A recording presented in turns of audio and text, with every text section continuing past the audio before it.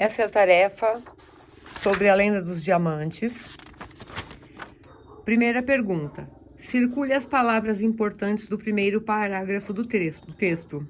Lembre-se de que são palavras sem as quais não é possível entender o sentido do texto.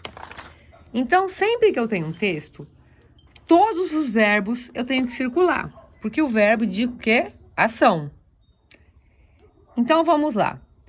Segundo a lenda. Por que a gente circulou a lenda? Eu tenho que ter, segundo alguma coisa, senão não tem sentido. Segundo um casal de índios vivia, fica sem sentido. Vivia é um verbo. Com sua tribo. Ó, se eu colocar com tribo, estranho. À beira de um rio da região centro-oeste.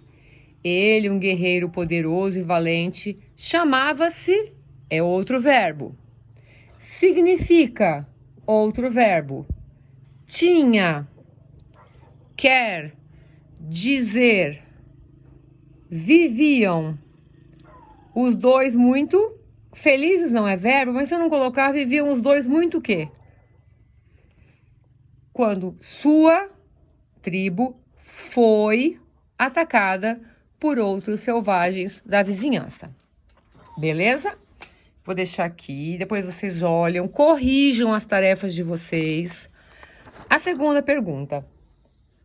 Destaque e escreva os substantivos próprios. Substantivos próprios são nomes de pessoas, nomes de lugares, de cidades, lembram? Nós temos só Itagiba, Potira e Tupã. Muito bem. Essa questão aqui, algumas pessoas tiveram dúvida. A lenda é narrada em terceira pessoa. Ou seja, alguém está contando a lenda. Lembra? Eu, tu, ele. A terceira pessoa é ele. Então, é ele que está contando. O que está proposto aqui?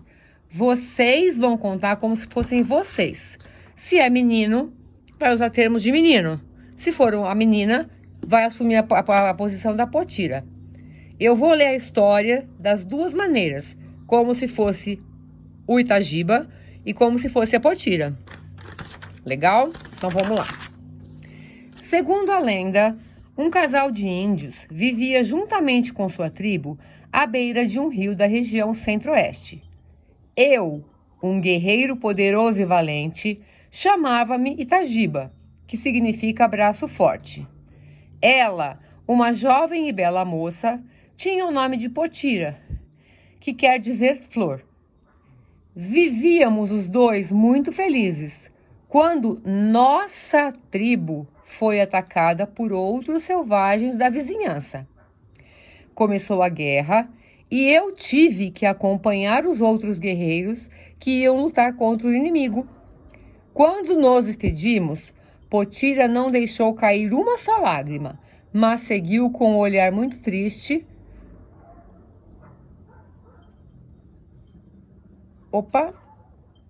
Mas me seguiu com um olhar muito triste, que me afastava em minha canoa que descia o rio. Todos os dias, Potira, com muita saudade, ia para a margem do rio esperar por mim. Passou-se muito tempo.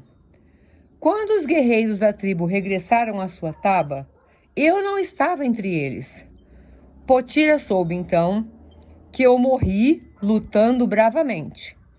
Ao receber essa notícia, a jovem índia chorou muito e passou o resto da vida a chorar. Tupã, o deus dos índios, ficou com dó e transformou as lágrimas de Potira em diamantes que se misturaram com a areia do rio. É por isso, dizem, que os diamantes são encontrados entre os cascalhos e areias do rio. Os diamantes são as lágrimas de saudade e do amor da Índia Potira. Ai, a gatinha entrou na frente. Muito bem. Essa é a versão dos meninos. Se fosse a menina que estivesse contando. Segundo a lenda, um casal de índios vivia juntamente com sua tribo à beira de um rio da região centro-oeste. Ele, um guerreiro poderoso e valente, chamava-se Itagiba, que significa braço forte.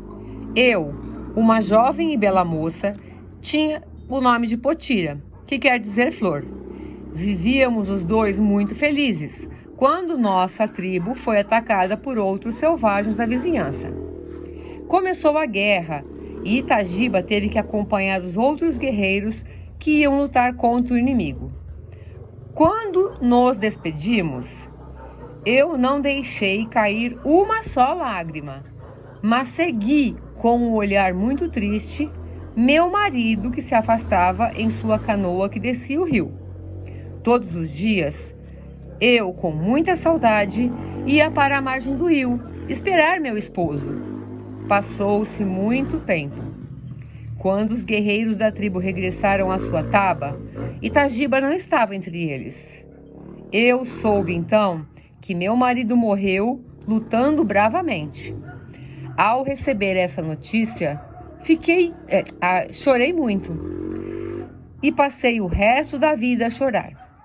Tupã, o deus dos índios, ficou com dó e transformou minhas lágrimas em diamantes que se misturaram com a areia do rio.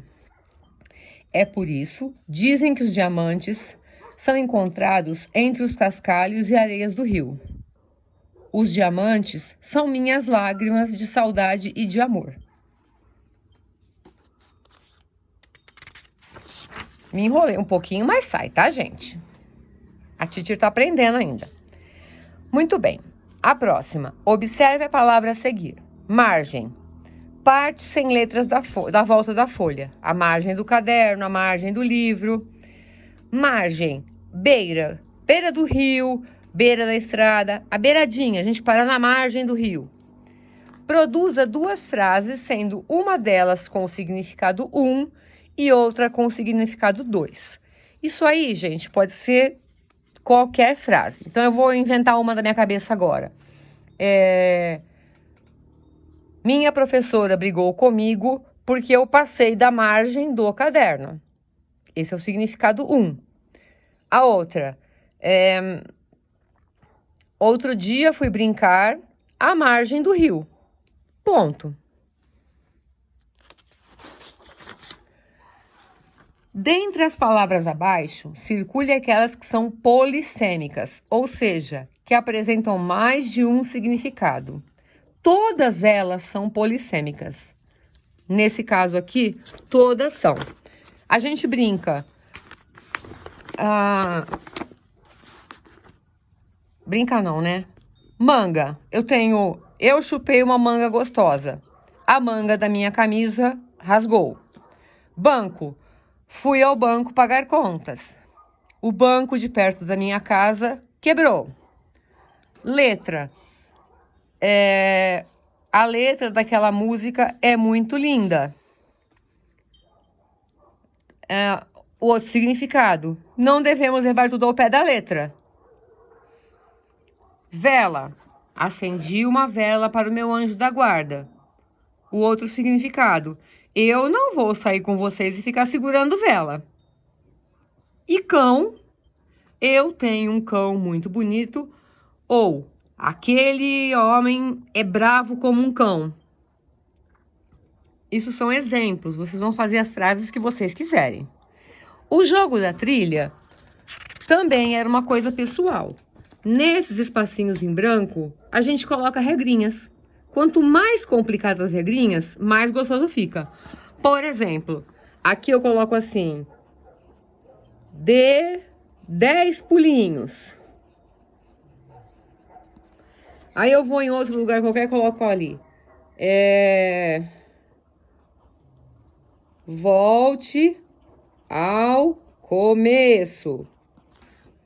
Eu coloco o que eu quiser. É o meu jogo, eu crio as minhas regras. Tudo bem? Um beijo. Tchauzinho.